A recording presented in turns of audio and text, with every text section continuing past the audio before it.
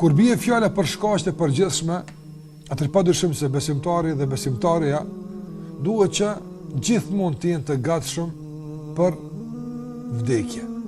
Gjithmonë duhet të kenë parasysh se mundësia ekziston që ata ndoshta në çdo moment ta përfundojnë jetën në këtë botë. Veçanërisht kur njerëzit bien të flajnë.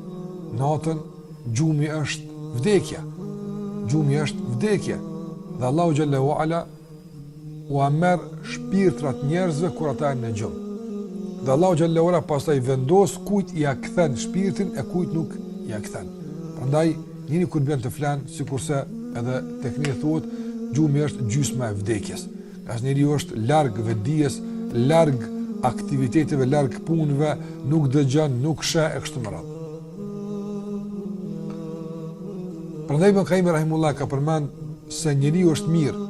Kjo është një prej shkaqeve të përgjithshme që para se të bie të flan, të llogarit veten e tij për ditën që ka kaluar.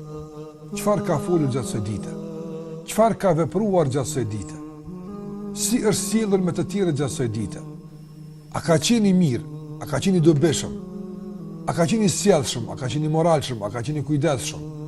A i ka kryer obligime që i ka ndaj Allahut dhe a i ka kryer obligime që i ka ndaj njerëzve në përgjithësi, prindërve, familjes së tij e kështu me radhë. Dhe nëse gjen se gjatë ditës ka bërë një vepër jo të hijshme, jo të mirë, ka folur në fjalë që ndoshta nuk është fjalë e pëlqyer e kështu me radhë, dhe që nuk do të kishte dëshirë që atë fjalë apo atë vepër ta mirte me vete në botën tjetër. Le të pendohet o Ibn Qayyim rahimullah. Le të pendohet një pendim i cili me të vërtetë i ashlyen mëkatet e ditës. Andaj, nëse vdes në gjumë, vdes i pasur nga mëkat, nga se është penduar. E nëse ngritet në mëngjes, ngritet me një vullnet dhe motiv të madh për të vazhduar rrugën e Allahut azza për kësaj radhe i pastër, për kësaj radhe që të jetë më i mirë, më i kujdesshëm, nga se e din se mbrëm është penduar nga veprat e këqija.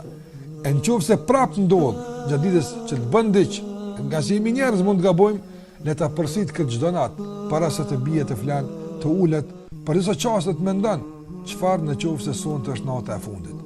Çfarë nëse sonte unë largohemi nga kjo botë dhe nuk më jepet mundësia më ta fali sabahun, nuk më jepet mundësia më që ta fali drekën, ikindin, nuk më jepet mundësia të bëj mirë. Allahu na fal. Prandaj kërkon falje tek Allahu xhallahu ala. Dhe kjo është një shkak i rëndësishëm. Kush kujdes për këtë shkak, me lejen e Allahut të mënduar, nuk e befason vdekja. Nuk e befason ndarja nga kjo botë. Por ai me lejen e Allahut të mënduar do të jetë i gatshëm vazhdimisht për të ballavaçuar dhe për të takuar këtë mysafir që troket në dyert e të gjithë neve.